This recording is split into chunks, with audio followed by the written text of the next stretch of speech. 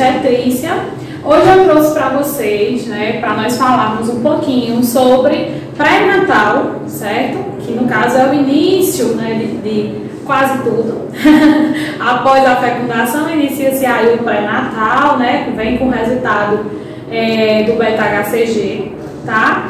E aí para poder iniciar essa jornada aí de 9 meses, né?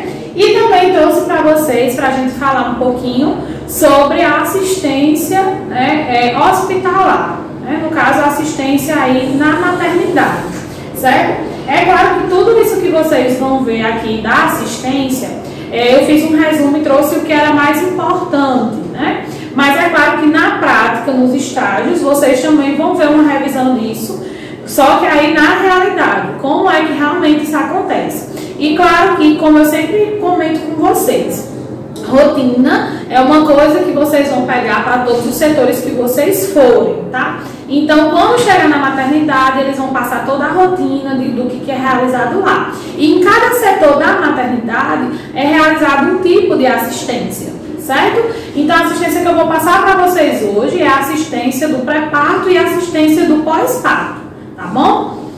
Então, vamos iniciar aí com o pré-natal, certo? A avaliação do pré-natal deverá ser iniciada logo após a descoberta da gravidez, certo? Nessa avaliação, o médico irá realizar exames clínicos e laboratoriais para o acompanhamento do desenvolvimento fetal. E periodicidade das consultas será determinada pelo médico, mas geralmente é mensal, aumentando a frequência nos últimos 2 meses. Quando houver possibilidade de acompanhamento, né, por parte da enfermeira, essa deverá priorizar o aprendizado de cuidados que envolvem a gestante, o puérpera e ao recém-nascido, certo? Então, quando a gente fala dessa questão, né, de descobrir o suspeitor, né, procura o serviço de saúde, certo? Tem mulheres, hoje não, hoje é muito fácil das mulheres, né, saberem como que vai proceder após descobrir que está grávida, né? Que elas sabem que tem que realizar o exame, né? Tem que ir com o exame para a unidade. O pré-natal só é aberto a partir do momento que a mulher apresenta o exame de sangue, certo? Então, testes de farmácia não comprovam, assim, para iniciar o pré-natal, certo? É claro que as pessoas me perguntam muito: Anigélia, o teste de farmácia deu positivo, tem alguma chance, né, de estar errado e eu não estar grávida? Pessoal, quando ele dá positivo, né, a não ser que você perda, né, você aborte, não tem nenhuma chance de ter dado errado. Agora, pode acontecer sim, de muitas vezes dar negativo, certo? E, por exemplo, a mulher fazer o exame de sangue e dar positivo, certo? Por que que isso pode acontecer, Anigélia? Porque pode ser que a mulher esteja, né, vamos dizer que ela engravidou há 2 dias, 3 dias, ocorreu essa fecundação. Então, geralmente pode acontecer de dar esse erro. Então, às vezes pode dar um falso negativo, que a gente chama, certo? É por isso que o exame de sangue é sempre o mais confiável, tá? E a partir daí, vários outros exames também que podem comprovar, como por exemplo, a ultrassom transvaginal, que nós chamamos, no caso, quando a mulher está grávida, né, que descobre que está grávida pela transvaginal, nós chamamos de ultrassonografia endovaginal, né, que é a mesma coisa da transvaginal, tá? Então, também é outro método da mulher descobrir que está grávida, certo? E aí, comprovar e iniciar o pré-natal, tá? Então, é importante que vocês tenham essa noção dessas coisas. Pode dar falso negativo? Pode, mas jamais vai dar um falso positivo. Ser positivo é a mulher não estar grávida, certo? Então, itens a serem observados pela equipe de saúde durante o pré-natal. Outra coisa também que eu ressalto no texto que passou, né? Vamos lá. É a questão de quem realiza o pré-natal. Pessoal, geralmente a consulta, né? O que o Ministério da Saúde preconiza é que uma mulher que não seja de alto risco, ou seja, uma mulher que está tendo uma gravidez tranquila, normal, que ela seja acompanhada pelo enfermeiro e pelo médico em consultas alternadas. O que são isso? Por exemplo, um mês a gestante faz o pré-natal com o médico, no outro mês ela faz com a enfermeira e assim eles ficam alternando. Tem PSFs ou tem equipes, né, que preferem tipo a 3 consultas do enfermeiro, uma médica, ou qualquer intercorrência médica. Por quê? Porque o fluxo do atendimento médico é muito grande. O atendimento à gestante é um atendimento que ele é rotineiro. Então, tipo assim, o enfermeiro ele também está apto a solicitar exames para a gestante, certo? Mas em qualquer intercorrência o médico tem que intervir, que aconteça com a gestante. Porém, tipo, os resultados do exame, por isso que seria o ideal, tipo, o enfermeiro às vezes solicita e aí no outro mês a gestante traz os exames, aí já seria a consulta com o médico, e aí o médico avalia o resultado dos exames. E aí vai tendo como é que eu posso dizer, uma assistência à gestante sem sobrecarregar toda a equipe, certo? Quanto técnico de enfermagem, por que é importante também vocês conhecerem a questão do pré-natal? Porque o técnico de enfermagem é quem faz a primeira abordagem à gestante, certo? É quem faz a triagem, é quem faz o acolhimento. Então, a gente costuma dizer que o acolhimento é desde a porta, né? Desde a recepção, desde os auxiliares de serviço, né? Então, é tudo um acolhimento. Mas o técnico também realiza esse acolhimento, então faz parte. E aí vocês vão prestar, no caso, uma assistência, né, por meio da verificação dos parâmetros vitais dessa gestante. Então, peso, né, tem que realizar, nós vamos falar mais pra frente. Peso, né, a altura da gestante se for primeira consulta, certo? Mas as consultas de rotina é o peso, a pressão arterial, o HGT, tá? Que é ideal verificar. Se a gestante reclamar que teve uma hipertermia, ou seja, febre, tem que verificar a temperatura. Se ela se queixar de algum ataque cardíaco, tem que verificar os batimentos, certo? No caso da gestante. E aí depois a enfermeira ou o médico ausculta os batimentos fetais, certo? Que é um sonarzinho, tá? Eu vou mandar um videozinho depois para vocês mostrando como é que é realizada essa ausculta na barriga da gestante, certo? E aí é todo um atendimento, então precisa de toda a equipe para fazer essa assistência para a paciente. E aí tem alguns, né, itens a serem observados. Por que é importante? Por exemplo, a idade da gestante, né? Porque tem muitos adolescentes que apresentam maior incidência de anemia. É comum a gente pegar adolescentes, certo? Que estão lá, né? Com tudo rebaixado, né? No hemograma.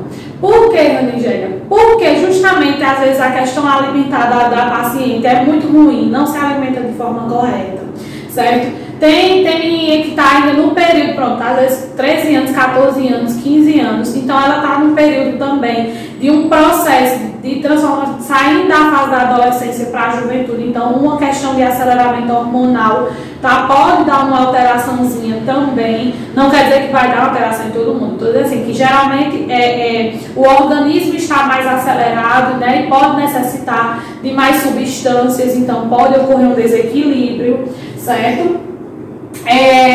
Hipertensão induzida pela gravidez, isso entre mulheres com faixa etárias acima de 30 anos, né? Não quer dizer que mulheres abaixo de 30 anos não possam ter uma hipertensão gestacional, mas geralmente o risco maior é de mulheres acima de 30 anos, certo? Então aí a gente já tem um olhar mais, né, como é que eu posso dizer, preocupante, porque essa paciente se torna uma paciente, entre aspas, de risco, certo?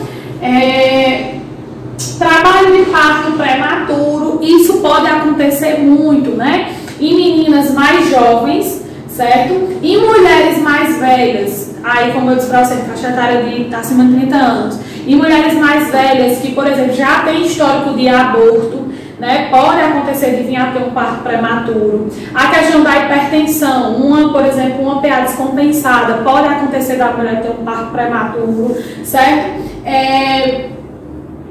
Entre outros, estresse, né, tudo pode induzir a um parto prematuro, certo? Preocupações, tudo isso pode induzir. Bebês pequenos para a idade gestacional, isso pode acontecer muito em pacientes mais jovens. Não quer dizer também que não aconteça em outras, mas o índice maior é em pacientes mais jovens e gestantes mais jovens. As mulheres mais velhas têm maior incidência de hipertensão, como eu falei para vocês, gestação complicada por problemas clínicos e bebê com anomalias genéticas. Então, pode acontecer. Por quê? Muitas vezes o corpo da mulher, quando ela está mais velha, ela já não, como é que eu posso dizer? Eu até falei em geriatria, não sei se vocês já pagaram, acho que sim. Então, que geralmente o nosso corpo, quando vai se envelhecendo, o metabolismo do nosso organismo ele vai se alterando. Não vai ser diferente para a produção, né, de hormônios, para a sustentação da gestação, para o desenvolvimento do bebê. Então, pode acontecer que tenha um déficit? Pode. Então, pode ocorrer também muitas vezes malformação, certo? Mas não quer dizer que vai acontecer. Mas as mulheres, né, de idade avançada, elas têm uma gestação mais preocupante. Então, geralmente, a gente tem um olhar bem mais centrado, né, para elas, porque é bem preocupante, geralmente, a gestação, certo? Mas tem mulheres também que têm uma gestação super tranquila, tá? Então, varia muito. Condições socioeconômicas, principalmente gestantes adolescentes que apresentam dificuldades econômicas para a amamentação de cuidados durante e após a gestação. Quando eu falo de questões socioeconômicas, eu sempre digo, não é preconceito, né? É claro que eu também sou pobre, então não tem isso. Mas assim, geralmente as pessoas de classe mais baixa, né, elas não têm uma visão realmente de, como é que eu posso dizer, de prevenção, de cuidado, né, de rotina. Então, elas não se preocupam muito com a questão da assistência. Então, marco pré-natal, muitas vezes essas mulheres não vão, né, a mulher às vezes está com, sei lá, com corrimento, ela não se importa de fazer exames para identificar que ela pode estar muitas vezes com uma infecção sexualmente transmissível ou infecção de urina que induz também um parto prematuro, certo? Então, geralmente, por quê? Porque já tem, às vezes, mais de um filho, geralmente tem 4, 5 meninos, né? Então, não se preocupa muito com essa questão de, essa gravidez vai ser igual a outra, ou vai ser igual às 10 outras gravidezes que eu tive. Né? Então, não se preocupa muito com essas questões. Então, geralmente, mulheres com menos condições, elas são um pouco mais trabalhosas do que mulheres com mais condições relacionadas a esses quesitos. Né? Sem contar também que aí a gente adentra na questão de, muitas vezes, má alimentação, né? Exposta muitas vezes à poeira, sei lá, substâncias químicas, ambiente poluído, enfim, entre outras várias situações que podem induzir aquela gravidez a não ser uma gravidez sadia, tá? O uso de drogas, né? Também a gente tem que investigar, seja as drogas ilícitas e as drogas lícitas, tá? Comprometem o desenvolvimento fetal e podem levar a crise de abstinência no recém-nascido no pós-parto. Isso aí, tipo, a criança geralmente já vem estressada, nada acalma a criança, né? Por quê? Porque ela vai sentir falta da substância. Quando a gente fala, né, em gestação, tudo que você come, tudo que você, né, bota para dentro, certo? A placenta vai absorver e vai enviar para o bebê, certo? Então, tudo que você come, o bebê também, de certa forma, vai estar comendo. Tudo que você usa, de certa forma, o bebê vai estar usando, né? Então, se você usa droga, quando o bebê nascer, ele vai sentir falta daquela droga. E aí vai dar crise de abstinência, que ele só vai se acalmar quando der o que ele quiser. Então, e a gente não vai dar droga no bebê, né? Então, é uma série de fatores depois associadas, né? Quando também essas drogas não provocam malformação no bebê, certo? Então, e aí também, muitas vezes, a gravidez é interrompida, tá? História. A história pessoal, né? Se tem alguma anomalia genética, se tem diabetes, se tem doença sexualmente transmissível, doença cardíaca, doença mental, né? Se faz uso contínuo de remédios, como é que é o dia a dia dessa pessoa. Então, tudo isso a gente também tem que investigar, porque é importante tanto para a gravidez, como também para a gente saber como vai ser a assistência a essa paciente. Paciente, por exemplo, com diabetes descompensado e também com diabetes já é um paciente de alto risco. Então, geralmente, o pré-natal da paciente, além de ser um PSF, também ela tem que ser encaminhada para uma maternidade. A maternidade também tem que fazer o acompanhamento dessa gestante. Professora, o que pode ocasionar numa gestante, por exemplo, que é diabética? Pessoal, são N fatores. Mas o que a gente pode citar, assim, que é bem preocupante, é que a criança, né, ela vem a ter, às vezes, após o nascimento, uma alteração, né, de insulina no organismo. Principalmente as mulheres diabéticas que fazem uso de insulina. Por quê? Porque como você vai introduzir muita insulina no organismo, a criança pode ter um aumento da insulina e uma diminuição da glicemia. E, ou seja, quando a criança nascer, ela pode nascer com um quadro de hipoglicemia. E aí, infelizmente, vai ter várias alterações, né? Que vocês sabem que quando o açúcar baixa no sangue, geralmente já causa hipotensão, né? Diminui a temperatura, a questão da frequência cardíaca pode acontecer, né? De acelerar, justamente porque tenta compensar o que está desgastando, queda de pressão arterial muitas vezes, né? Induzido, enfim. Então o corpo ele vai tentar controlar tudo isso e o bebê ele ainda não tem, como é que eu posso dizer, controle sobre o organismo. Então ele ainda nasce com déficits aí de controlar situações, o próprio organismo controlar situações. Então por quê? Porque o organismo do bebê ele vai se maturando, ele vai, né, se desenvolvendo com o passar do tempo. E quando ele nasce ainda não está totalmente desenvolvido a questãozinha dos órgãos para receber um impacto. Tá? Então, por isso que é muito preocupante. E aí tem que fazer esse acompanhamento já na maternidade também, certo? Antes do parto, tipo um pré-natal na maternidade, tá? Os exames laboratoriais que geralmente são solicitados para gestante, né? O sumário de urina. Tem o sumário de urina que a gente solicita e a gente solicita também agora esqueci o nome, urocultura, tá? Eu tava tentando lembrar o nome. A urocultura. O sumário de urina, ele vai me identificar muitas vezes, né, algumas alterações de cristais na urina, a questão de coloração, né, cristal de pH, tudo isso, né? E também vai identificar se está tendo infecções ou não.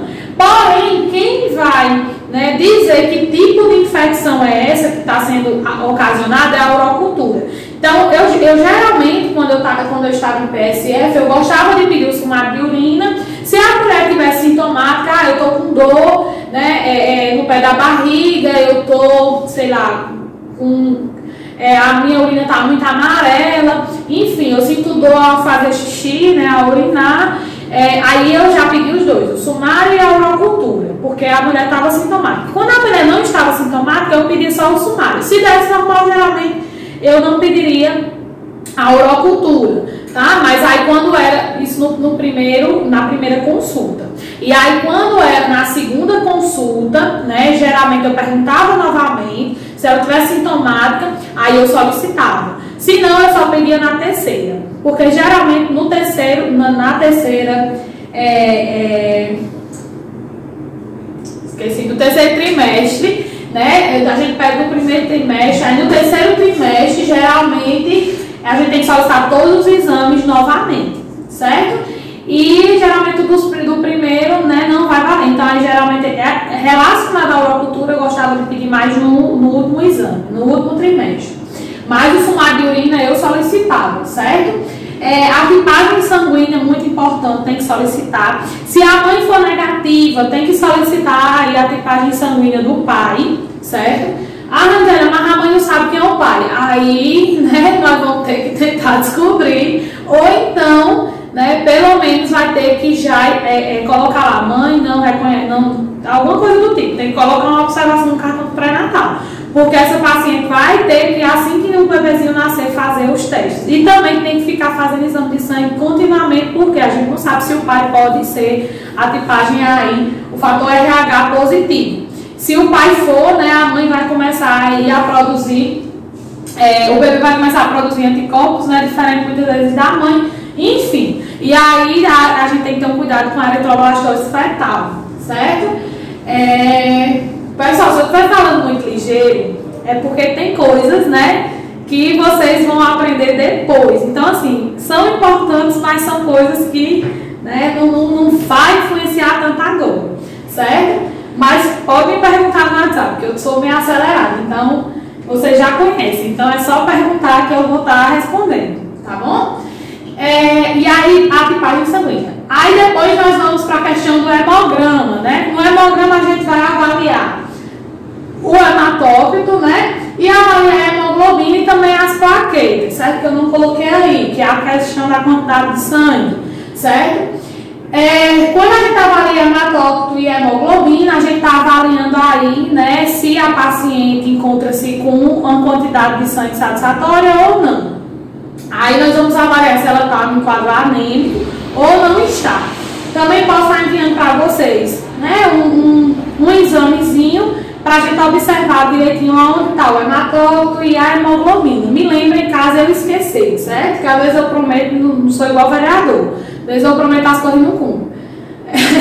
Mas aí me lembrem que eu mando o examezinho e aí eu mando identificando como é que mais ou menos a gente suspeita que a paciente está em um quadro anêmico ou não, certo? Isso vale para todo o exame aí, todo o hemograma de todo paciente. A sorologia toxoplasmose a gente também pede. Isso vem em forma de IgG e IgM, como vocês já ouviram falar tanto de IgG e IgM, né, agora com esse coronavírus. Então ele vem essa quantidade do IgG e do IgM, né? Sorologia para tuberculose. Nem sempre a gente pede nada, a não ser que a paciente esteja apresentando um quadro, né, que aparentemente seja de tuberculose, mas aí nem sempre o médico solicita não. Sorologia para HIV, né, HPV, que aí é o que eu vou explicar para vocês agora. Não tem, vou ter muito pouco aqui. Exame, ainda está faltando alguns exames. Pega o caderninho aí para anotar os que estão faltando, tá? Sorologia para HIV, sorologia para sífilis e sorologia para hepatite, tá? Hepatite B e hepatite C, tá certo? Anotem aí no caderninho, tá? E sorologia para rubéola, que a gente pede também, certo? Acho que eu não estou esquecendo nenhum, não. São esses. Só esqueci aí de hepatite B e C, tá? Porque eu quero que vocês anotem.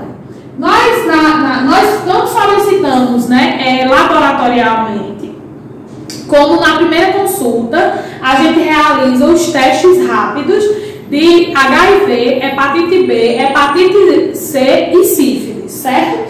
É um teste rápido que ele, né, é disponibilizado pelo governo, tá? Eu não sei se vocês conhecem esses testes, mas é um teste bem simples, né? Eu não vou furar meu dedo porque dói, mas eu vou mostrar para vocês bem direitinho, tá? Vou abrir aqui um. Todos eles, pessoal, são iguais, né? A diferença é que muitas vezes pode mudar de fabricante. Aí eu vou mostrar para vocês. Geralmente tem uma bolinha, né? E esse traçozinho assim. Esse vai me dar o resultado. Não sei se vocês estão vendo, mas eu posso fazer um vídeo depois mostrando também, certo? Esse vai me dar o resultado. É igual o teste de gravidez. E esse outro, essa bolinha aqui, certo? É onde eu vou colocar o sangue e onde eu vou colocar o reagente. Então, professora, o sangue e o reagente coloca junto? Coloca. Só que tem fabricantes, como eu ia falar agora, que vem diferente o modelo. Aí o que é que muda? Às vezes vem duas bolinhas dessa, certo? Se vier duas bolinhas dessa, aí vocês podem ler que vem um manual dentro da caixinha, certo? Mas geralmente a bolinha, né, menor, a bolinha maior é de botar o sangue e a bolinha menor é de botar o reagente.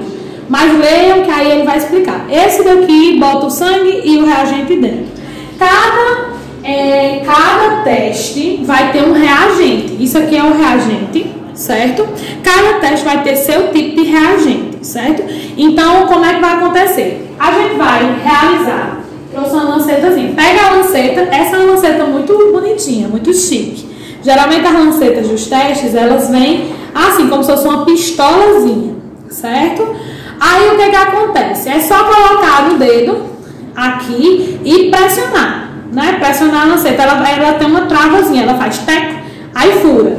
furei o meu dedinho, né? A gente tem a pepita. O que é uma pepita? Uma coisa que suga. Se vocês forem cientificamente estudar, né, alguma coisa em laboratório, isso é uma pepita, tá? Mas aí, isso aqui é da gente pressionar e aqui é a pontazinha, certo? Então, o que é que eu vou fazer? Vou colocar meu dedo onde está furado, vou pressionar a pepita antes de encostar no dedo, aí vou encostar onde está o sangue, né? Ó, aí solta a pepita, o sangue vai subir, certo? Vai ser sugado. Quando o sangue for sugado, eu venho para aqui para o meu teste, certo? Meu testezinho. Aí vou fazer o quê? Depositar no buraquinho. Puf, pressiono a pepita, tá? Pressiono o balãozinho aqui. Puf, pressionei o sangue. O sangue tem que preencher toda a rodinha de dentro, certo? Toda essa rodinha de dentro. Após eu preencher o sangue, leiam também no manual, certo? Tem teste, por exemplo, esse de hepatite, a gente coloca apenas 2 gotinhas aqui dentro. Então, aí eu pego a gotinha e pingo aqui. 1, 2, dentro do círculozinho, certo? 1, 2. A de hepatite C, por exemplo, a gente pinga 4, certo? A gente pinga 4 gotinhas. Então, leia o manual da caixa dos testes, né, para ver quantas gotas são necessárias para o teste, porque varia muito também de fabricante. Certo? Mas geralmente são de 1 gota a 4 gotas. Geralmente não ultrapassa 4 gotas, certo? É entre essa contagem, tá? E aí, professora, como é que vai dar o resultado? Podia pegar uma cobaia aqui, né, para mostrar para vocês bem direitinho. E aí, como é que vai dar o resultado? Vai subir uma listinha aqui. Se der uma listrinha, é igual teste de gravidez. Se der uma listrinha, negativo. Se der 2 listrinhas, mas dá pra ver. Se der 2 listrinhas, positivo, tá? Uma listrinha negativo, 2 listrinhas positivo, tá certo? Aí vai subindo, subindo. Geralmente eles dizem pra gente dar o teste depois de 20 minutos. Porém, né, é questão de segundos, já começa a subir e dar o teste. Mas aí você pode aguardar. Outra coisa que geralmente eu gosto de fazer, colocar as iniciais do paciente, né, da paciente de comum aqui em cima. Até porque eu posso dar o resultado antes dos 20 minutos e aí depois de 20 minutos, Deus me livre 3 vezes, ocorreu uma alteração e eu sei de quem foi o exame, certo? Então eu boto geralmente as iniciais no exame, tá? Não tem um bicho de 7 cabeças não.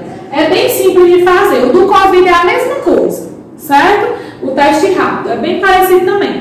Então, os testes vocês também vão fazendo. Por que eu estou mostrando esses testes rápidos aqui? Acho que até adiantei, mas é mais para frente. Porque na maternidade, quando faz o acolhimento, recebe a gestante, né? Na sala de preparo realiza todos esses exames, essas testagens rápidas. Novamente, mesmo a gestante tendo os exames, mesmo a gestante tendo realizado os testes rápidos, mas é realizado antes da gestante parir novamente todos esses testes, certo? Sim, aí vamos lá. Tem outros exames, né? Se necessário o médico julgar, solicita. E os exames de imagem, que são as ultrassonografias. Geralmente a gente pede que a mulher, no mínimo, ela tenha 3 ultrassons, que são pelo menos uma ultrassom em cada trimestre. Porém, né, tem mulheres que fazem bem certinho, que fazem a ultrassonografia, esqueci o nome, não sei o que, no carro. Esqueci o nome, colocou no carro. Que é até 12 semanas no máximo que para realizar, para saber se o bebê tem a formação, né, no carro normalzinho, o crânio está normal. Então avalia-se por transnucal, né, a ultrassonografia transnucal, certo? Que é realizada até 12 meses. Aí nós temos a ultrassonografia morfológica, que é realizada a partir de 20 semanas, certo? Até no máximo 27 semanas, porém tem laboratório, tem clínicas que não querem realizar a partir de 24, então eu sempre peço para a gestante realizar os exames, essas ultrassons morfológicas entre 20 a 24 semanas, né, que é o mais satisfatório para a clínica, né, e também para a gestante. Então eu geralmente boto nessa, mas se vocês forem olhar literaturas ou na internet, eles geralmente dão até 27 semanas, certo? E aí, no terceiro trimestre, eu gosto de pedir uma ultrassom quando a mulher adentra aí o 7º mês, que é em torno de 30 semanas, 31 semanas. E o ideal seria ela já realizar também outra ultrassom próximozinho de parir, aí com 35, 36 semanas, né? 37 por aí. Eu avalio muito como está o estado da paciente. Mas antes dela parir, que ela realizasse também outra ultrassom. Mas a mulher tem pelo menos 3 ultrassons, né? Já é 3 ultrassons, já é satisfatório. Por que eu fiz 2?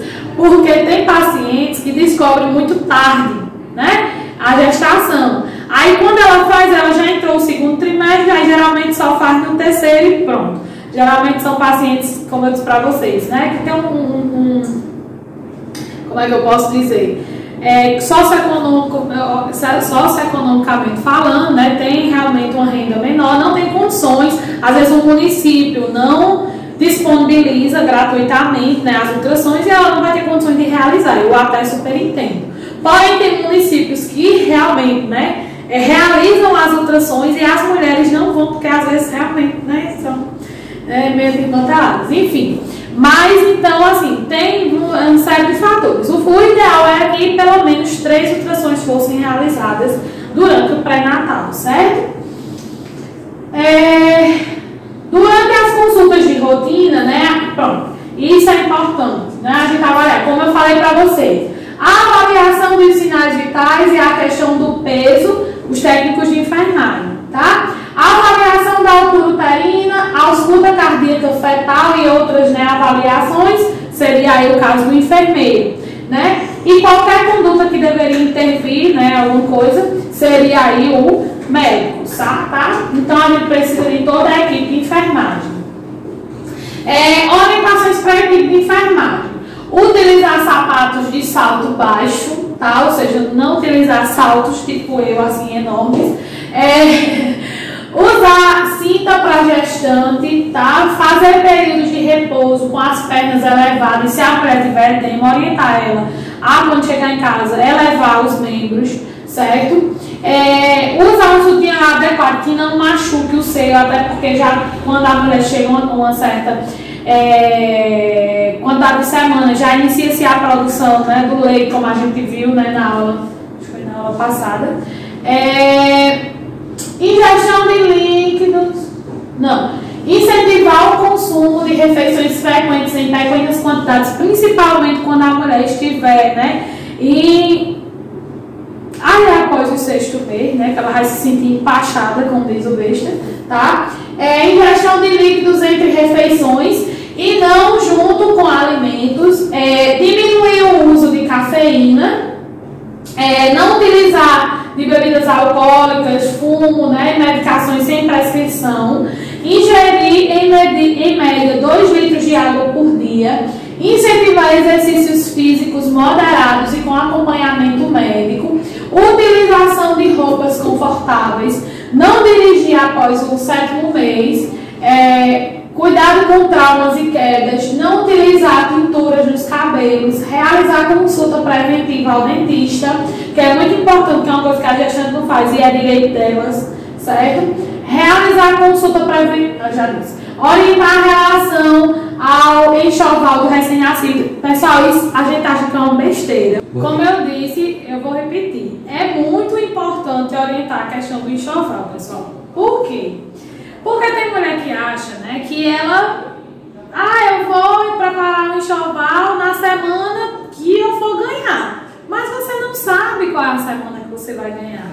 Você não sabe quando é que o bebê vai querer vir, porque eu sempre digo que é quando eles querem, tá? Né? Claro que é quando Deus quer, mas é quando eles também querem, certo?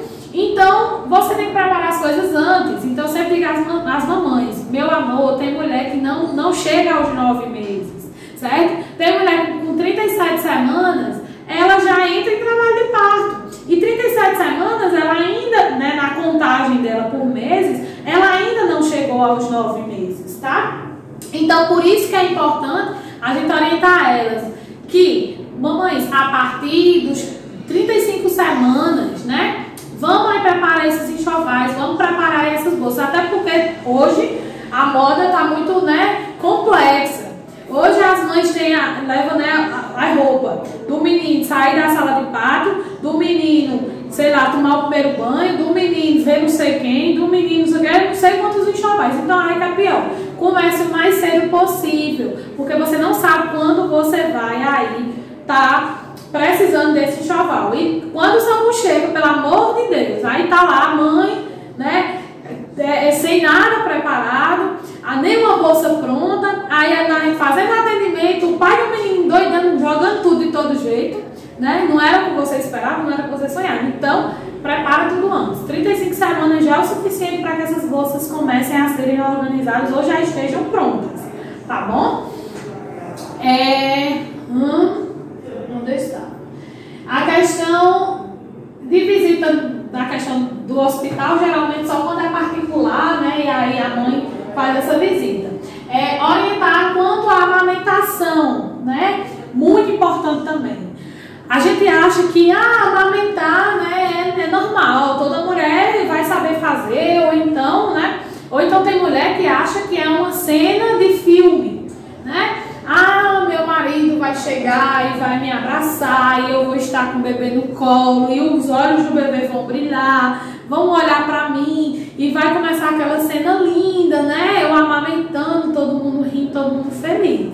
Mas quando a gente vai pra vida real, menino chorando, marido estressado, você estressada, sem posição confortável, o bico do peito doendo, a mãe, né, se tiver ainda mais uma mãe e uma sogra no meio, vai estar brigando, porque uma quer entender mais do que a outra, né? Então vai estar aquele ambiente super estressante, e aí você muitas vezes nem consegue amamentar, né? Nem consegue, não tá saindo leite, o menino, né, vai ficar estressado. Então eu oriento sempre as minhas pacientes: procure um lugar tranquilo, procure um lugar calmo para você amamentar, certo? A mãe, ela precisa desse momento com o bebê, né? É um momento de troca de olhares, é um momento de troca de carinho, é um momento que a mãe acalma o bebê. Então tudo isso é muito importante, né, que a mãe tenha durante a amamentação, certo? Eu sempre oriento a forma da mãe amamentar. Procura uma posição confortável. A posição ideal para a amamentação é que o tronco do bebê esteja próximo ao abdômen da mãe, certo? E que ele esteja, né, a cabecinha esteja apoiada aqui nessa articulação, certo? Aqui do cotovelo. Então, na parte de dentro, é óbvio, né?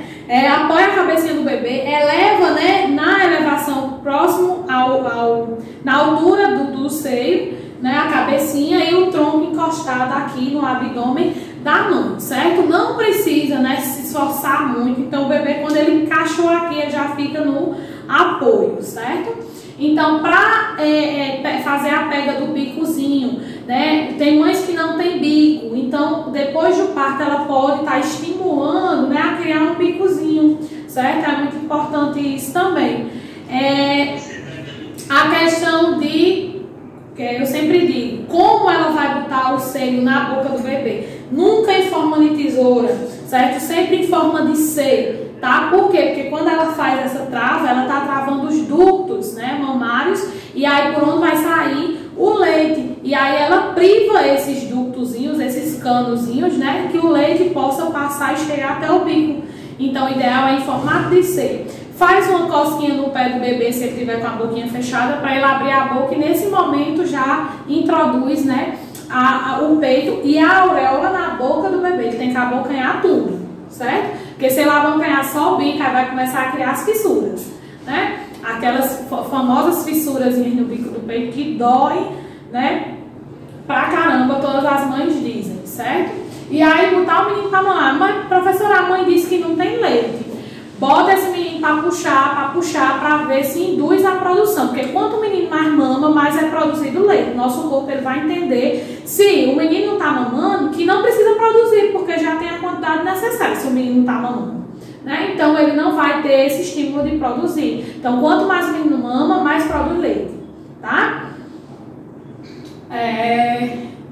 Orientações quanto, né, cuidado de higiene do recém-nascido, e orientações quanto à vacinação e à consulta ao pediatra, que é muito importante. Ou pelo menos o retorno até o PSF, que geralmente é com 30 dias pós-parto, tá?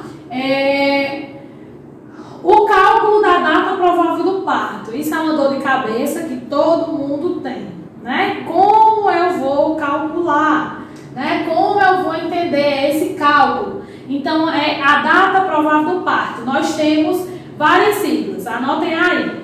Nós temos DPP, que é a data provável do parto, tá? Tudo em letra maiúscula, assim, botem DPP, tá? Tudo em letra maiúscula. Na frente, tracinho, data provável do parto. Outra coisa que vocês podem ver no cartão da gestante, né? DUM. Como é DUM? D-M-D-U-M, tá? DUM. D-U-M. Botem todo em maiúsculo também. D-U-M.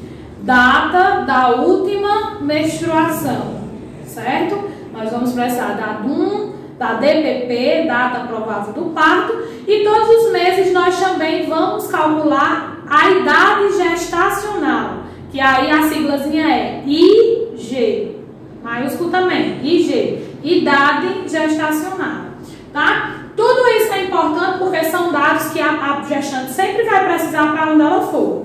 Se vai para a maternidade, né, se vai para a consulta no PSF, para onde essa gestante for, ela precisa desses dados, tá? E aí, como é que a gente vai calcular essa data provável do parto? Vamos lá. Aqui, pessoal, nós temos... Acredito que eu não botei aqui para ainda. Ah, coloquei, porque eu coloquei mais para frente. Vamos lá. Então, vamos aqui, tá? Data provável do parto. Como é que a gente vai calcular essa data provável do parto, tá? É um cálculozinho que aí a gente sempre se confunde quando eu boto o cálculo. Que aí o cálculo vai... que o cálculo vai estar aqui, tá? Eu jurei que era a mesa da sala, que eu encosto de vez em quando. Vamos lá. A mulher geralmente ela vai ter 40 semanas, certo? De gestação, que é o mais indicado. E são 280 dias, tá? Então, o cálculo dessa data provável, né, levando em consideração, tem que levar em consideração esses 280 dias e 40 semanas. E aí, quando a gente vai olhar aqui, nós temos janeiro, fevereiro, março, abril, maio, junho, julho, agosto, setembro, outubro, novembro e dezembro. Nós vamos sempre, certo, pessoal? Somar ao mês, tá? Mais 9 e ao dia mais 7.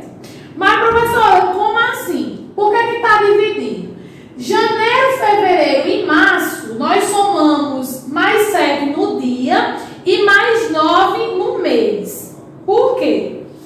Porque, vamos lá, diga aqui, vamos dizer que a mulher, para isso, para a gente calcular a DPP, pessoal, a gente tem que ter a DUM, que é a data da última menstruação, certo? Que foi o que eu pulei aqui. Mas aí eu vou explicar para vocês. Como é que a gente sabe a data da última menstruação? O último dia que a mulher menstruou. Mas não é o último dia da menstruação, o último dia não, né? É o último ciclo menstrual dela, certo? Que seria o ideal aí. Por quê? Porque tem mulher que se atrapalha. Geralmente eu gosto de pegar aí o primeiro dia, por exemplo, da menstruação para ter uma noção. Por quê? Porque às vezes quando eu vou para o último, a mulher tipo ultrapassa demais. Às vezes nem tá vindo fluxo e ela acha que ainda é o último dia da menstruação, né? Então a gente diz, é a última vez que você menstruou, é a última vez que você menstruou assim. Aquele último ciclo que você teve menstrual, tá? Então vamos lá. Aí depois a gente pega esse último dia da menstruação e vai calcular. Vamos dizer que o último dia foi... Deixa eu... Presta uma caneta. Vamos dizer que o último dia foi... Não, pode ser. O último dia foi, vamos dizer, janeiro, tá? Aí vai estar escrito assim. Tem um pau, tá? Pausa. Meu assistente, tá? Vamos lá. Janeiro, vamos dizer que foi dia 1º, tá? Do 1 de 2020. Certo? Vou mostrar pra vocês aqui. Meu quadro, tá? Dia 1º do 1 de 2020, certo? Foi a DUM dela. Vamos botar aqui em cima, DUM.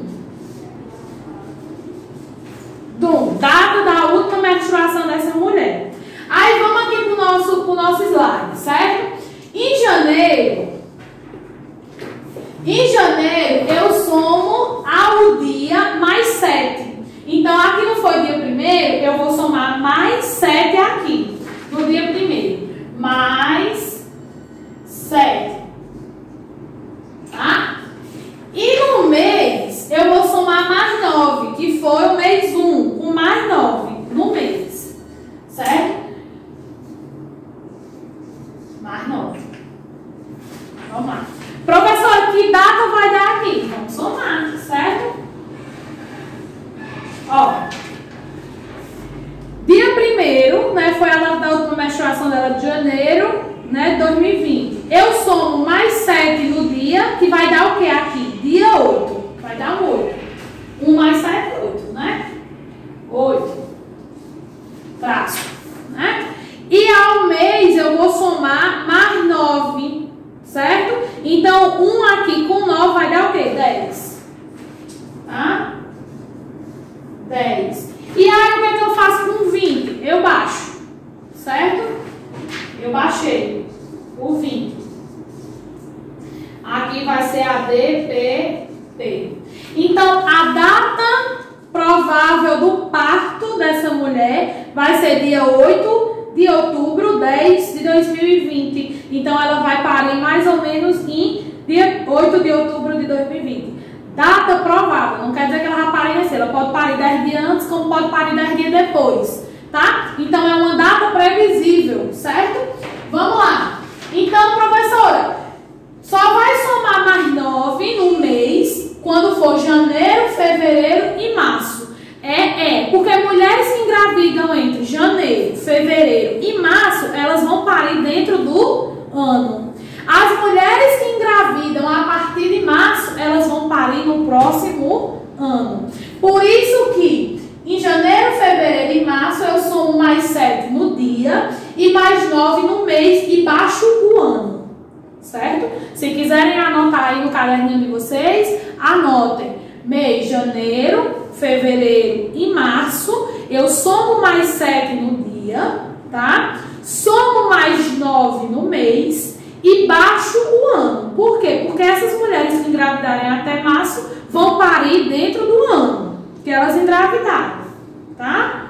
Porque elas vão parir dentro de quê? De 9 meses. Não é nem filho de jumento nem de manhinha, né? Que vai ser 12, que eu também não sei se o jumento para com 12 meses, mas mãe é que diz. Então vai parir com o quê? Com 9. Então se engravidou até março, essa mulher vai parir dentro do ano, ou seja, até dezembro.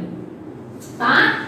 E aí vamos lá. Passou de março, né, professora? A mulher engravidou em abril. Então ela já não engravidou em março, ela engravidou em abril, né? Então todos esses outros meses até dezembro, de abril a dezembro, o meu cálculo vai se alterar um pouquinho, certo? Como assim, Ranigélia? Eu vou somar mais 7 ao dia de qualquer um desses meses, certo? Menos 3 no mês. Em vez de eu somar, eu vou subtrair. Sai a coisa de matemática da terceira série, tá? Tá bom? Então, eu vou subtrair menos 3, certo? E vou somar mais 1 ao ano. Por que eu vou somar mais 1 ao ano? Porque se essa mulher não engravidar até março, ela só vai parir em 2021. Ela não vai parir em 2020. Então, eu não posso baixar o ano, porque senão eu vou dar uma data errada, né? Vai existir, por exemplo, a mulher vai parir janeiro de 2020? Não, que nós já passamos janeiro de 2020. Então, ela só pode parir em janeiro de 2021. Então, eu somo mais 1 ao ano. Por quê? Porque todas essas mulheres que engravidarem a partir de abril até dezembro, elas vão parir em 2021, tá? Então, ao invés de eu somar a partir de abril mais 9, eu subtraio menos 3 ao mês, que vai me dar um mês referente ao próximo ano, certo? Vamos fazer um cálculozinho desse outro mês para vocês entenderem. Não sei se eu botei um exemplo, mas vamos fazer aqui na folha porque tá ficando mais legal, tá? Vamos lá, vamos botar abril, vamos. Eu vou fazer um negócio aqui que vocês vão. Não, é melhor no WhatsApp, porque senão vocês vão se confundir. Mas vamos botar aqui. 7 de 6 de 2020.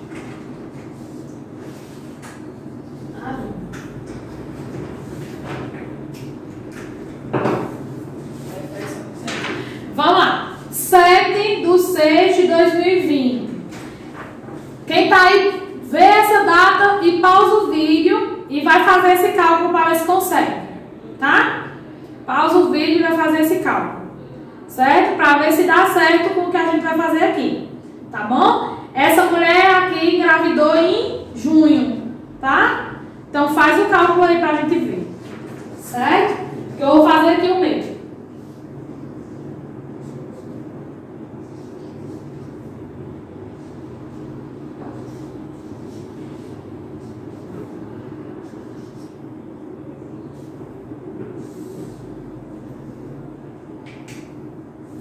Vamos lá. Ó. 7 mais 7 dá quanto?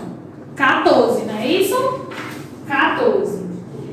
E 6 menos 3 dá quanto? 3, não é isso? 3. E quando eu somo 1 a 2021, vai dar quanto? A 2020, 2021, não é isso? DVP. Tá? Vamos lá. Então, eu somei mais 7, né? Ao dia, dado 1 aqui, que deu 14.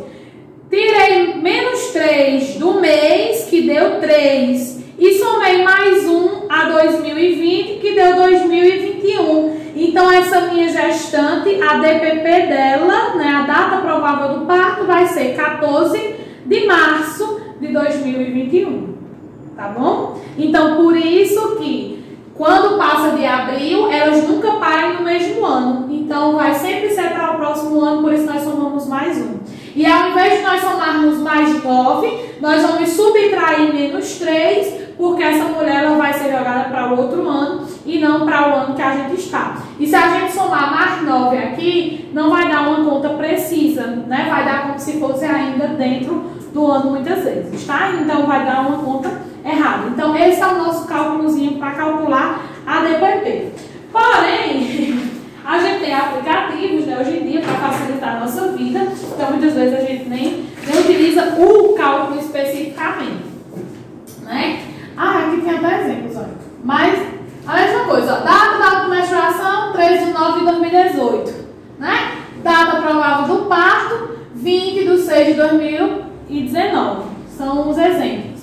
Então o cálculo é 13 mais 7, que dá igual a 20, né? E 9 menos 3, que dá igual a 6, 2019. E mais 1 ao ano, certo? Então aqui tem vários cálculos.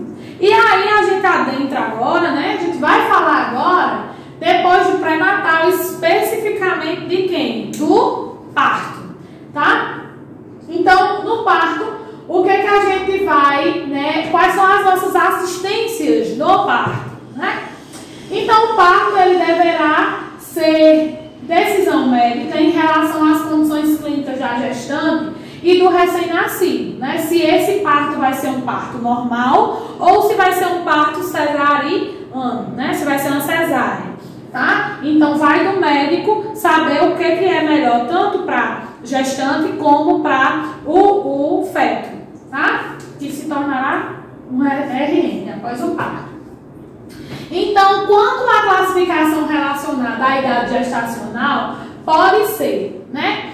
Quando a gente fala de um parto prematuro, nós falamos de um parto inferior a 37 semanas, tá? Quando nós chamamos de um parto termo, tá? É um parto, né? Ou a termo, geralmente vocês podem ouvir. A termo é um parto, como é que se diz?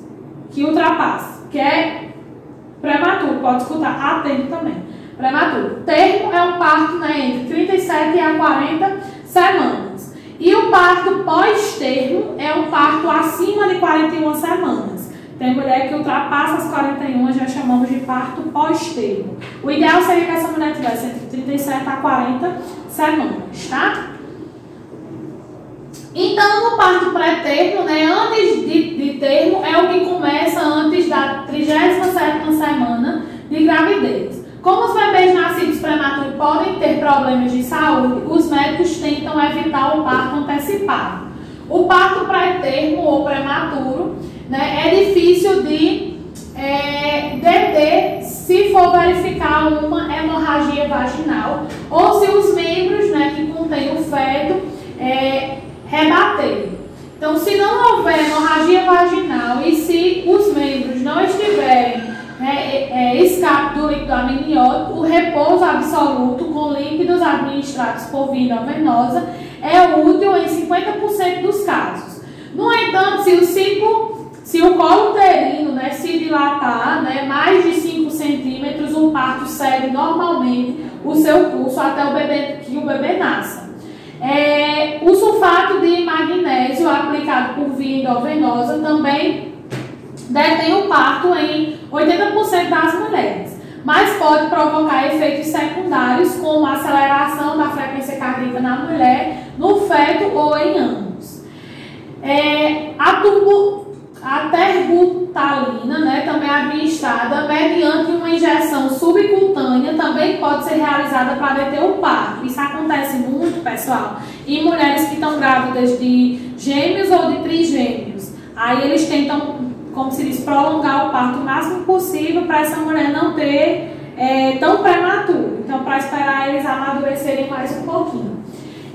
Enquanto o parto antecipado se detém, pode ser administrado à mulher um corticoide como a betametasona, né, para dilatar os pulmões do bebê e reduzir o risco de problemas respiratórios, né, depois de nascer, que são algumas síndromes, né, respiratórias neonatal que podem acontecer. Então, utilizam muito também em gestantes também de gêmeos e de trigêmeos ou mulheres que estejam tendo complicações, né, e aí muitas vezes sendo induzida a um parto prematuro.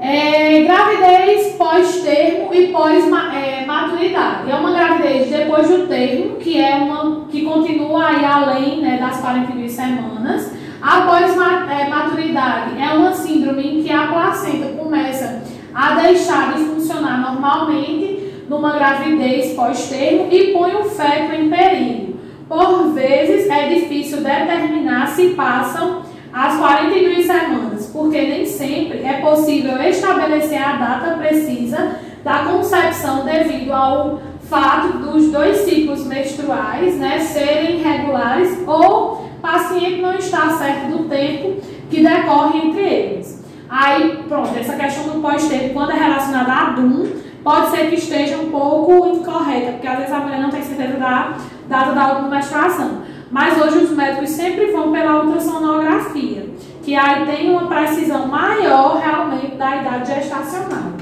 certo? No início da gravidez, uma ecografia que é segura e indolor, né, facilita a determinação da duração da gravidez.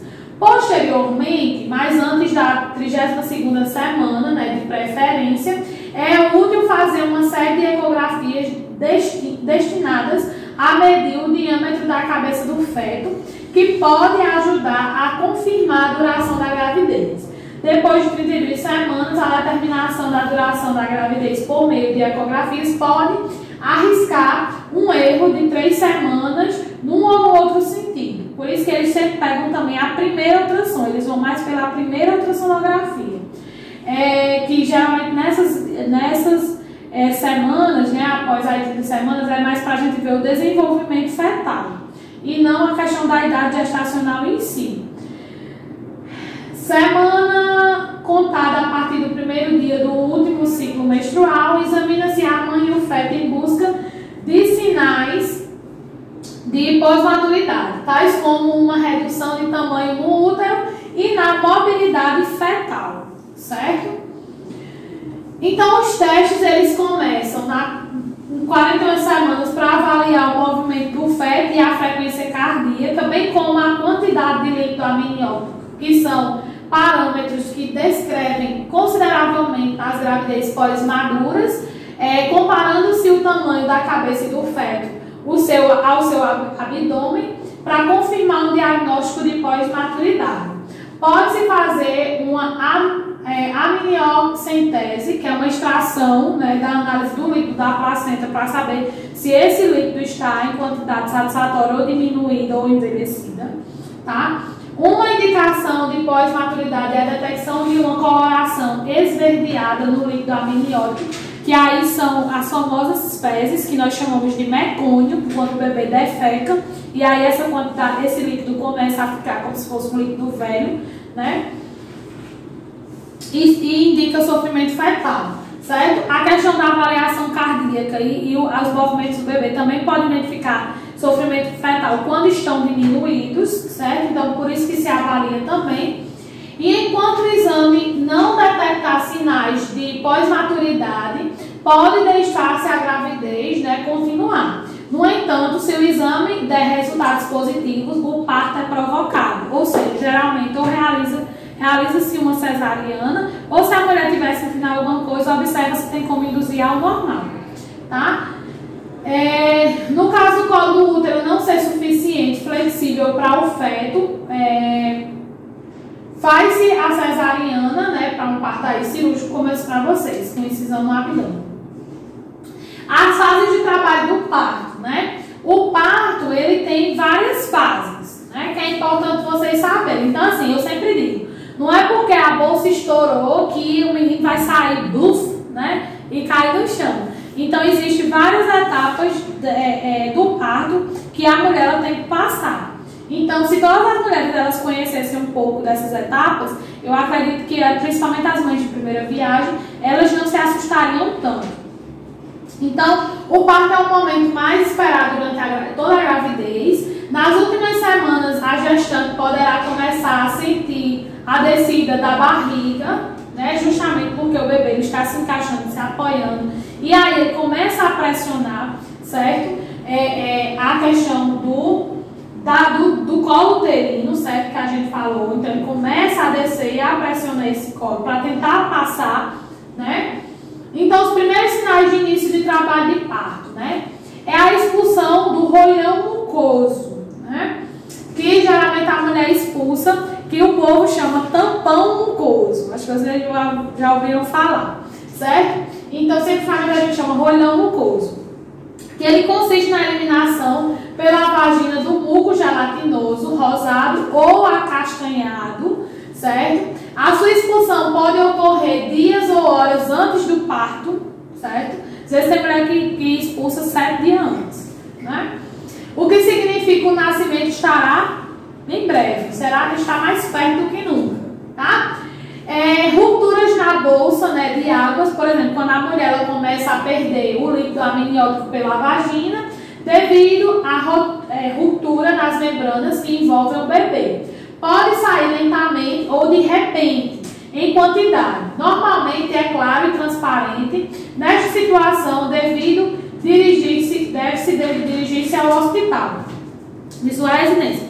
Então, assim, a gente sempre pergunta à mulher, porque tem mulher que tem a ruptura, mas não é total. Aí ela começa a perder líquido, mas tipo, em pequenas quantidades. E aí ela tem que ficar observando. A partir do momento que aumentar a quantidade de líquido, ela deve procurar o hospital, certo? E se prolongar essa perda de líquido em quantidade pequena, né, ela também tem que procurar o seu obstetra ou o posto de saúde, enfim, para poder encaminhar para ver, bater ultrassom para saber se a quantidade de líquido ainda está ideal para o bebê, certo? Contrações uterinas regulares. Então, isso é outra coisa também, né? Que as mulheres ficam preocupadas. E aí ficam, sim, mas aí essas contrações, como é, o que acontece, né? No início do trabalho de parto, as contrações elas são irregulares. Como é que a gente diz irregulares? Tipo, ela dá agora e demora, aí dá de novo, aí demora, certo? Então, no início é bem irregular. Dá agora, passa 20 minutos ou mais, certo?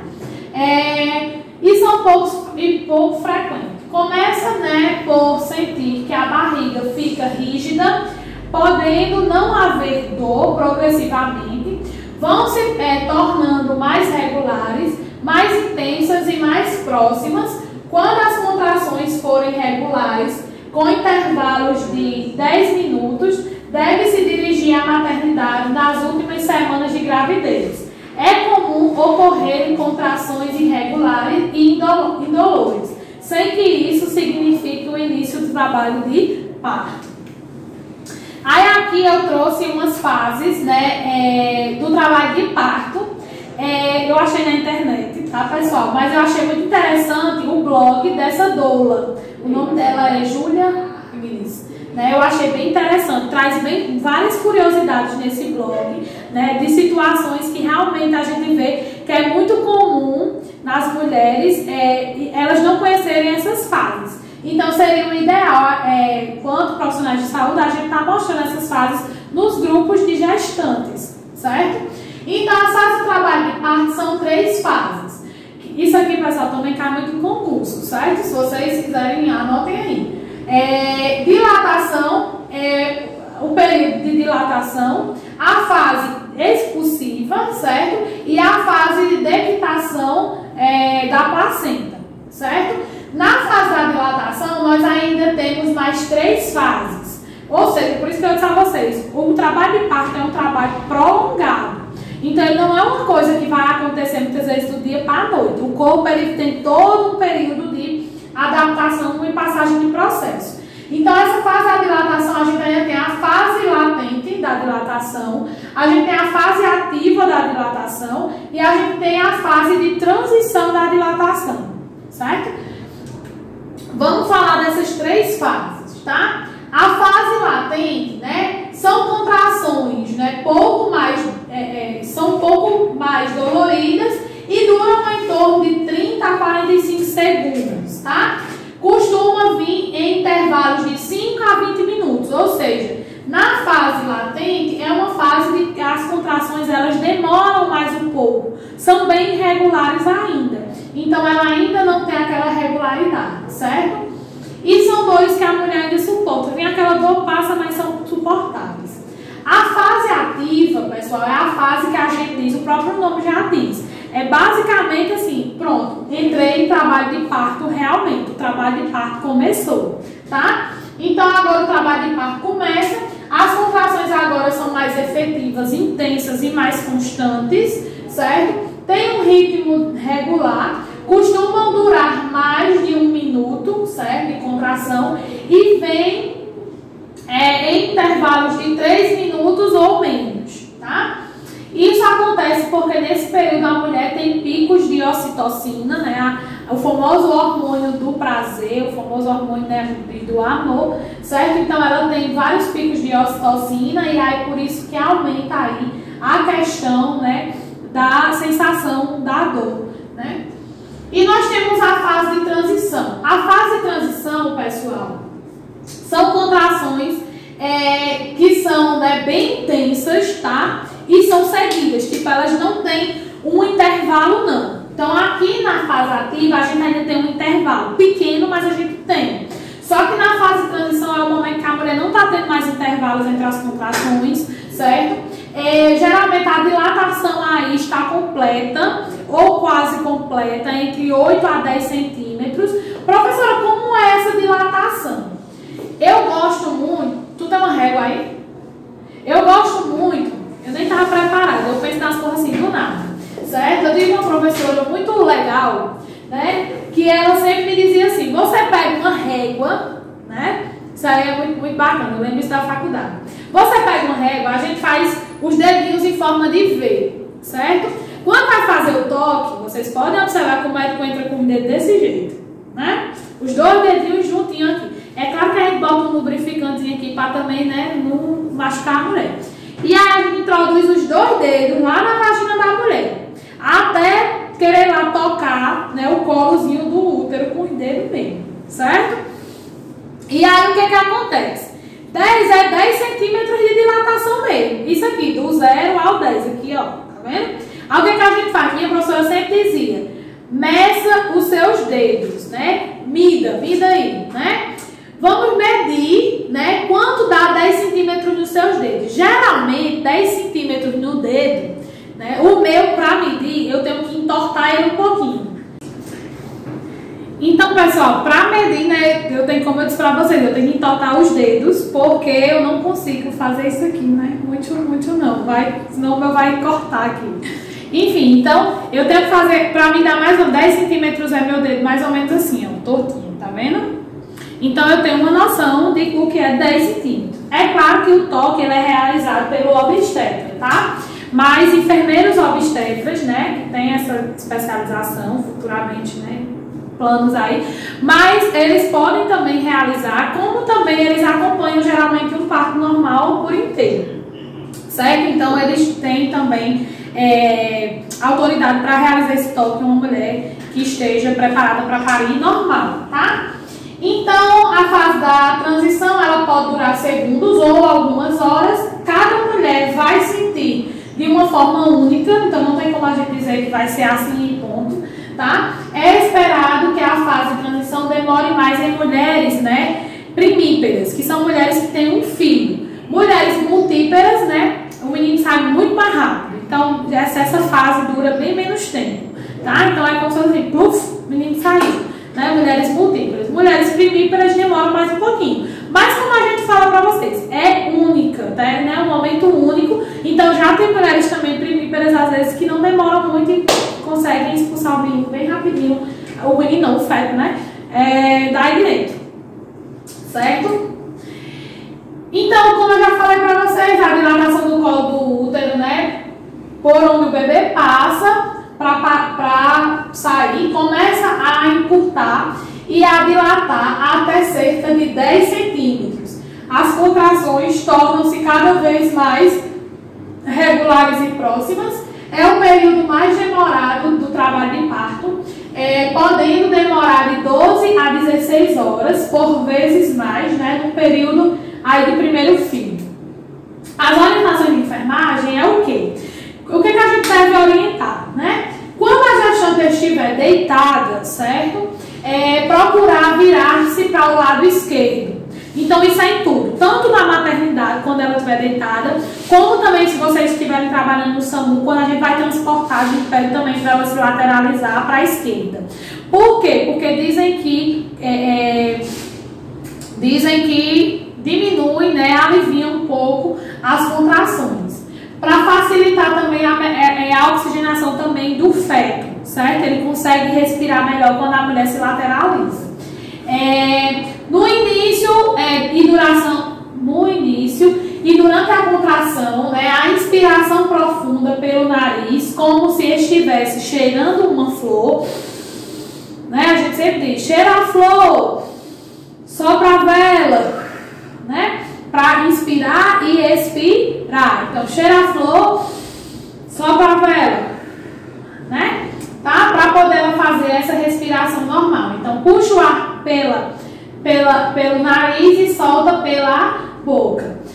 E cheira a flor, apaga a vela. Quando a contração terminar, inspirar e expirar profundamente. No intervalo das contrações, respire normal, relaxando o mais possível. Então, vem a dor, mãe, inspira e expira, cheira a flor, sopra a vela. Quando a contração cessar, né, passar, mãe, respire normal, relaxe, né, se acalme, né, e orientar a mãe a ficar se acalmando.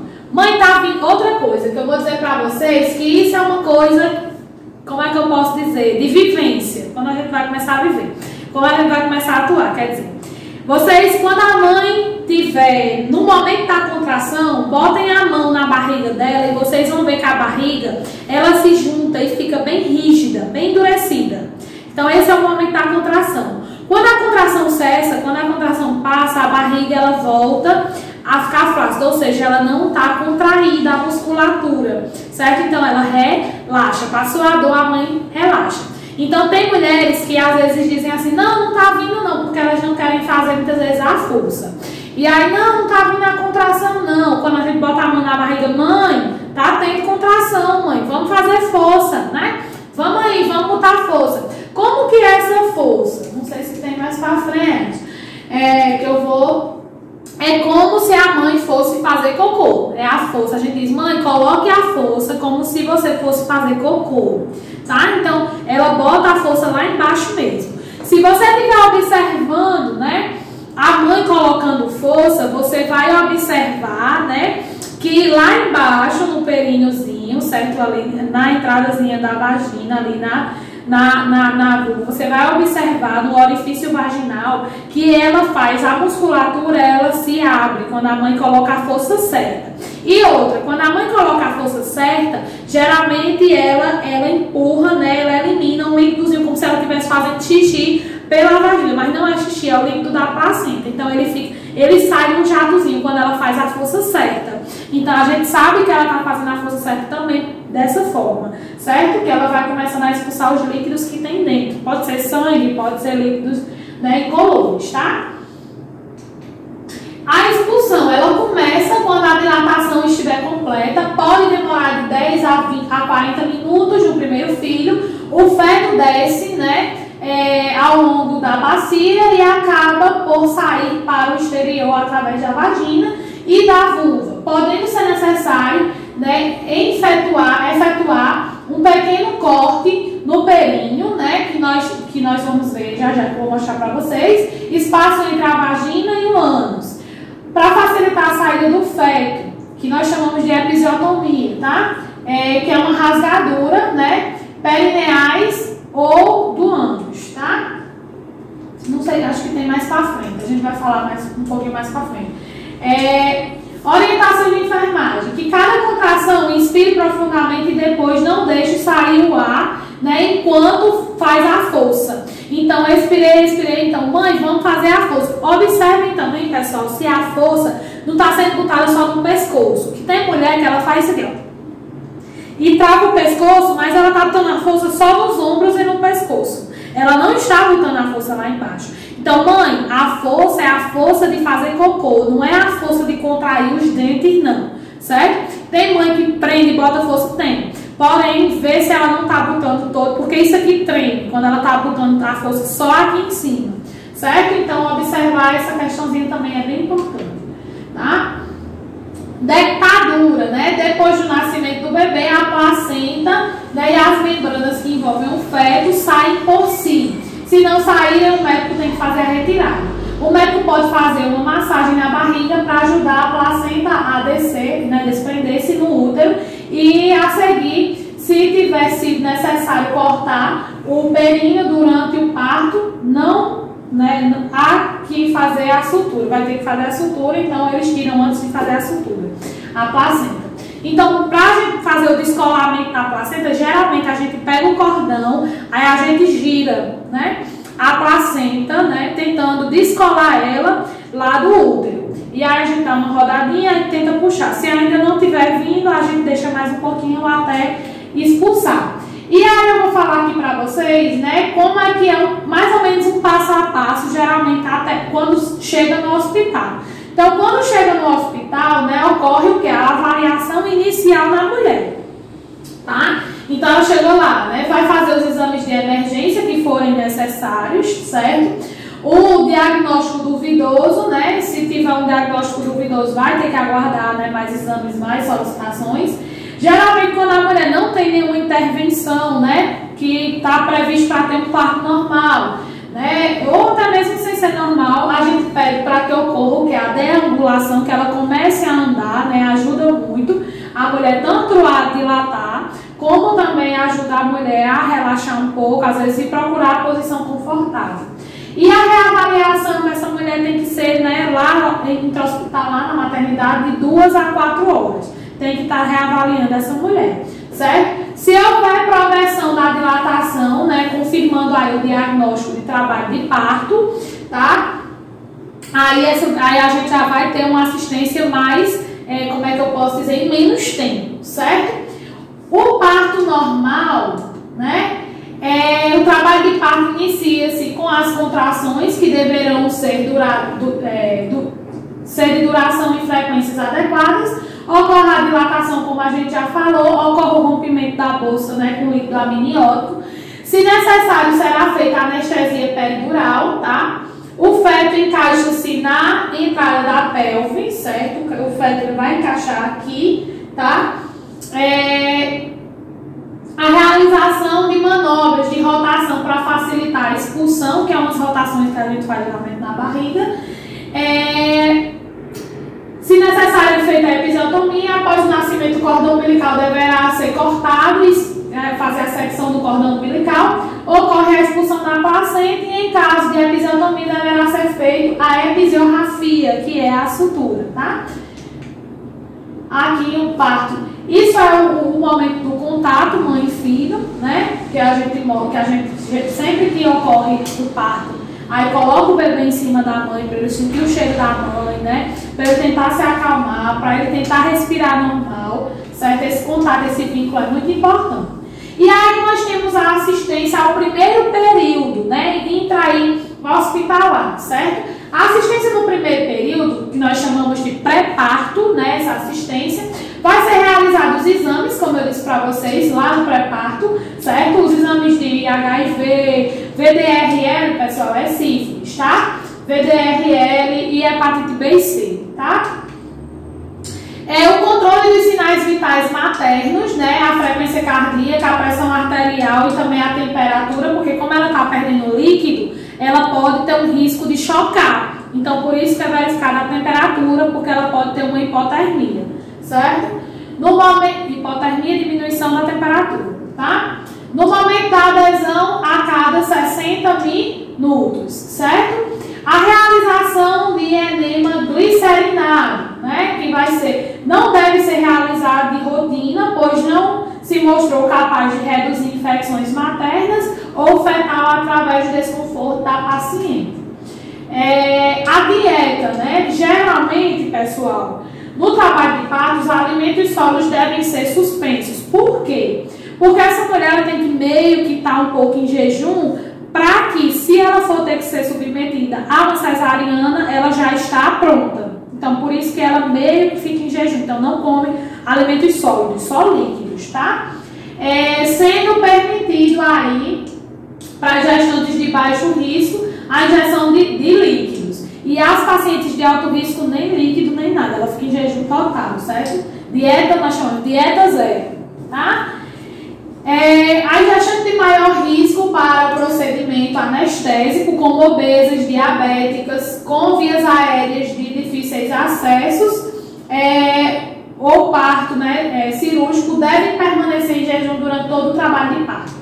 Vou dizer para vocês. A higiene da parturiente, né? Durante o trabalho de parto, a gestante ela perde várias secreções pela vagina e frequentemente apresentam sudorese, devendo ser estimulada a se higienizar. Ou seja, a mulher ela pode tomar banho, né? Pode ligar o chuveiro, ficar embaixo do chuveiro, certo? Ficar dentro de uma banheira, se vocês tiverem banheiro ou a gestante tiver banheira, né? Então ela pode fazer toda essa higienização normal, certo? Além disso, a sensação de relaxamento físico e mental após o banho pode contribuir também para o bem-estar da gestante. Tá? Então, na maternidade, ela também pode ir para o banheiro, tomar um banho tranquilamente na sala do pré-parto. Tá? Posição da parturiente.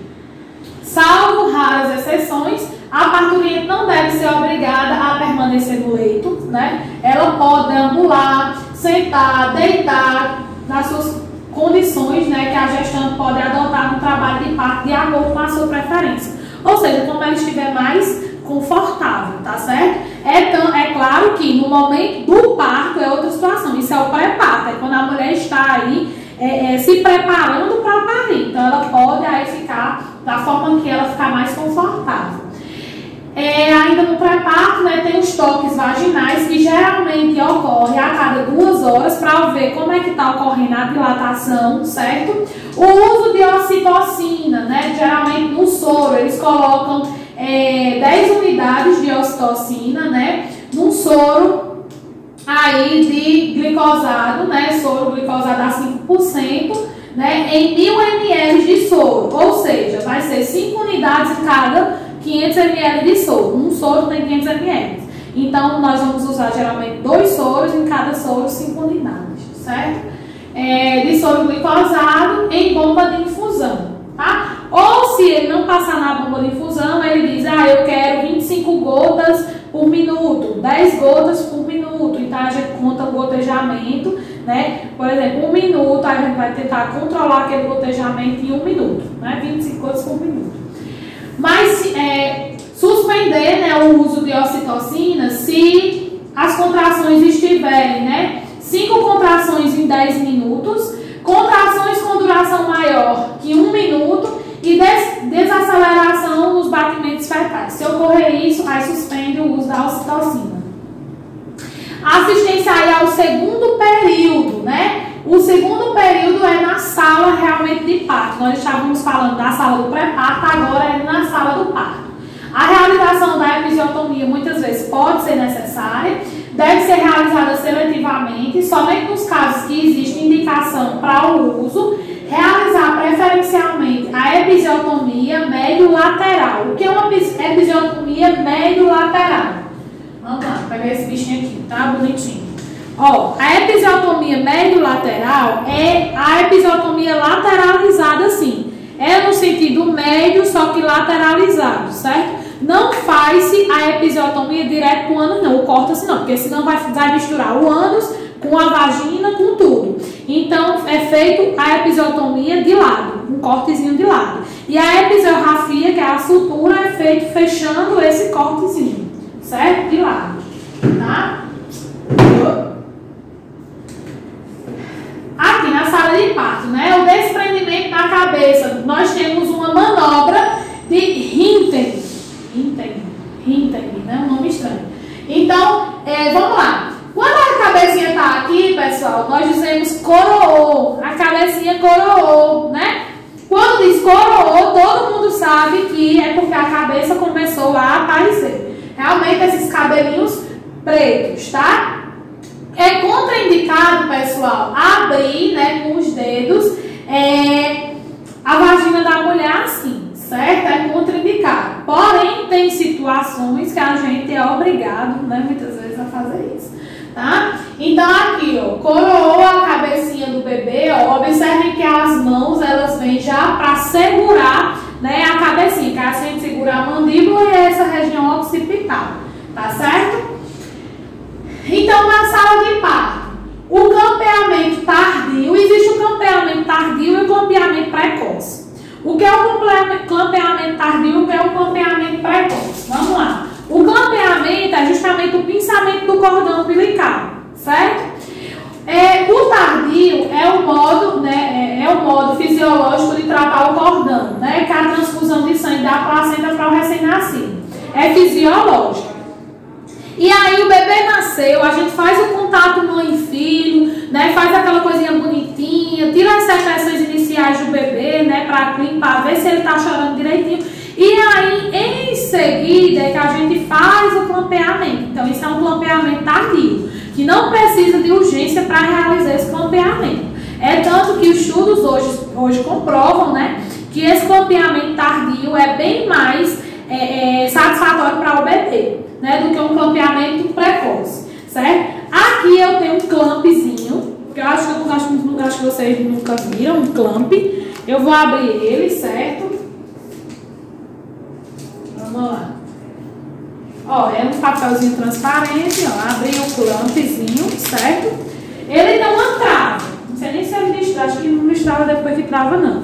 Ó, aqui é um clampzinho, então o cordão vai estar aqui, né, ó, o cordão vai estar aqui, eu vou introduzir, vou medir os 3 dedos, né, da cicatriz umbilical para o cordão, e aí eu coloco aí o clamp. Antes disso, eu pinço o cordão para colocar o clamp, certo? Para não ficar um bichinho feio, ficar organizadinho. Aí depois, pessoal, é só, acho que tá dando para vocês verem, é só, ó,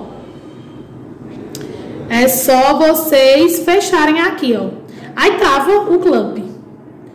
Tá vendo? É porque aqui, certo? Aí trava o clamp, né? Aberto, fechou. É só bichinho, clampzinho, que aí fica no bebê e cai junto com o cordão, certo? Cai junto com o cordão umbilical, tá? E aí as indicações para o clampeamento precoce é a sensibilização RH, quando a mãe é negativa e o bebê é positivo, o parto prematuro, né, sofrimento fetal com depressão neonatal grave, tipo, o bebê está tendo rebaixamento dos sinais, dos parâmetros vitais, e aí quando nasce tem que cortar rapidamente para levar o bebê para fazer as intervenções, colocar, né, no balão, enfim.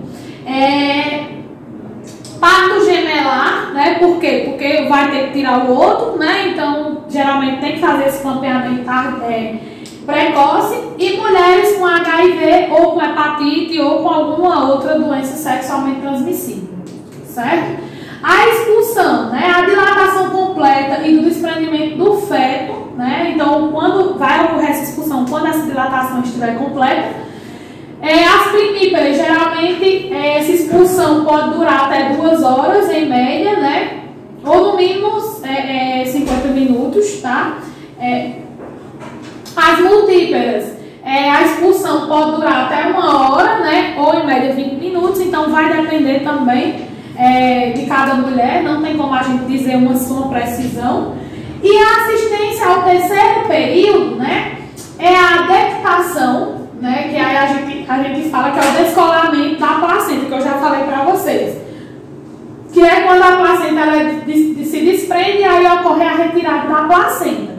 O manejo, né, diminui geralmente 40% de hemorragias puerperal.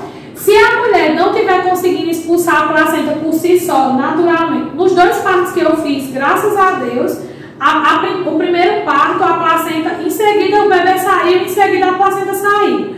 Já no segundo, durou em média, acho que 10 minutos depois do parto, ou mais, não, 20 minutos depois do parto, aí a placenta, eu consegui retirar a placenta, né? Fiz as manobras, e aí quando eu puxei, a placenta veio tranquilamente. E também, como eu disse para vocês, tem que conferir toda a placenta para ver se não ficou restos da placenta dentro do útero da mulher. Mas aí, se tiver difícil, se a placenta não estiver descolando, não estiver saindo, aí eles fazem o uso de ocitocina, né, 10 unidades intramuscular após o desprendimento dos membros e tração controlada do cordão, sim, fazem o uso de ocitocina para tentar expulsar. A tração controlada do cordão, né, tentando puxar, fazer aquele puxamento do cordão, e o período de expulsão é em média 30 minutos.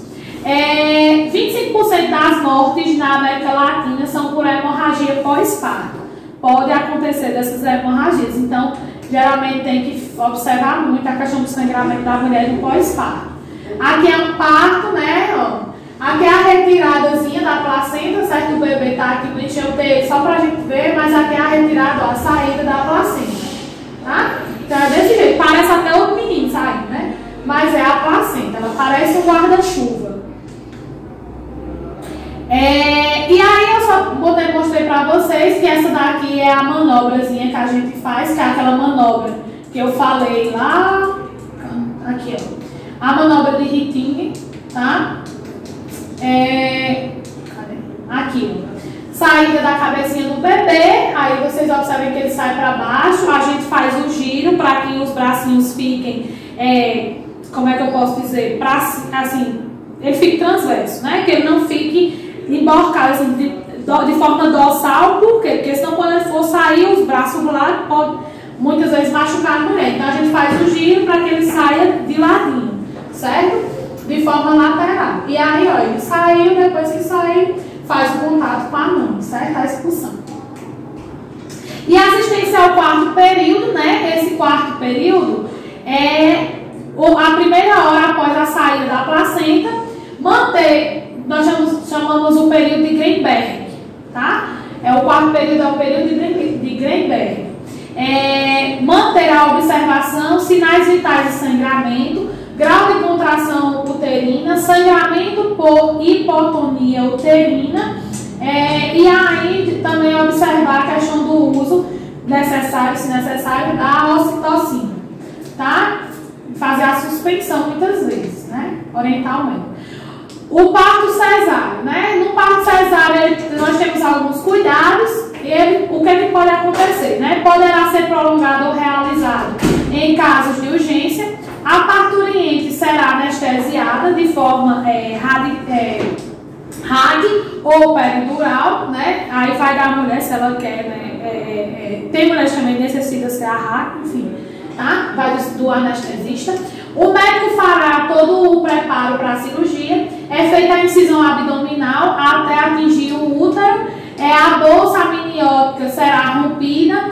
a criança é retirada e deverá ser cortado o cordão umbilical, o recém-nascido receberá os cuidados imediatos, a placenta é retirada e avaliada em relação à sua formação, os tecidos da puérpera serão suturados em seguida e realiza o curativo compressivo sobre a incisão.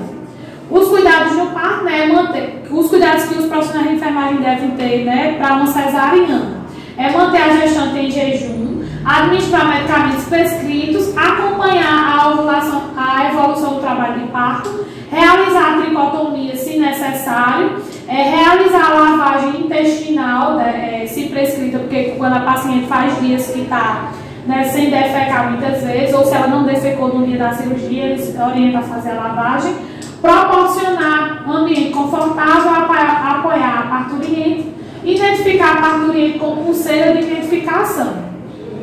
Aqui é a incisão, né, cesariana, tá? Aqui já é a parte mais profunda da incisão, já próximo aí, já no útero. E aqui é a retirada do bebê, certo?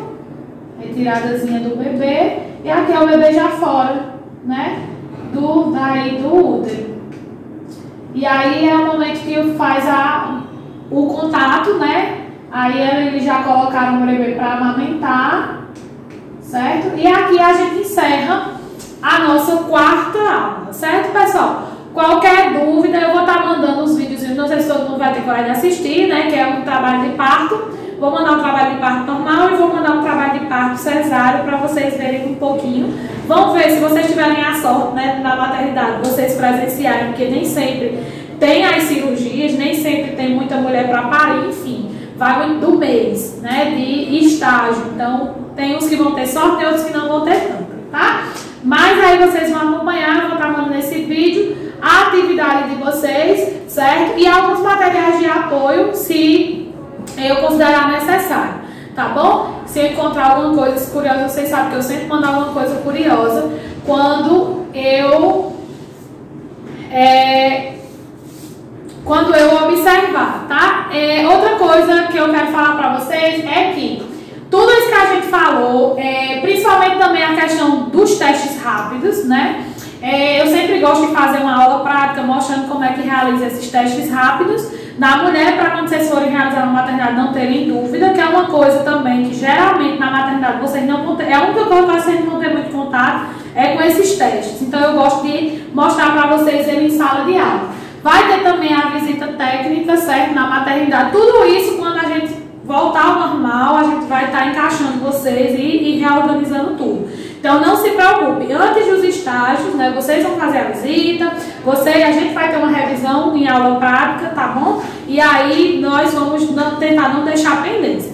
Dúvidas sempre vão existir, então não adianta vocês se perturbarem, dúvidas sempre vão existir. Mas com a prática, no dia a dia, quando vocês começarem a atuar, vocês vão ver que tudo isso vai se normalizando, tranquilizando e essa ansiedade vai diminuindo. Tá bom? Então a gente fica por aqui, eu espero que vocês tenham gostado.